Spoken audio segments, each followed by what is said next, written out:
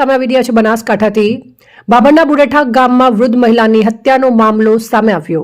જમાઈએ મિત્રો સાથે મળી સાસુ જીજીબેન ઠાકોરની કરપીણ હત્યા કરી હતી।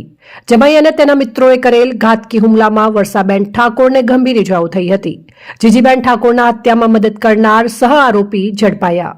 બાબર પોલીસે આરોપી દશરથ દિનેશ ઠાકોર રહેવાસી લુદ્રા તાલુકો દિયોદર, આકાશ રમેશ ઠાકોર રહેવાસી સામલા તાલુકો દિયોદર, કિરણ રઘુ ઠાકોર રહેવાસી ગોચનાદ સમીવાળાની ધરપકડ કરી। પોલીસની ધરપકડ કરી આરોપીઓને ભાબર સિવિલ કોર્ટમાં રજૂ કર્યા। ભાબર કોર્ટે સોમવાર સુધીના 3 આરોપીઓના રિમાન્ડ મંજૂર કર્યા।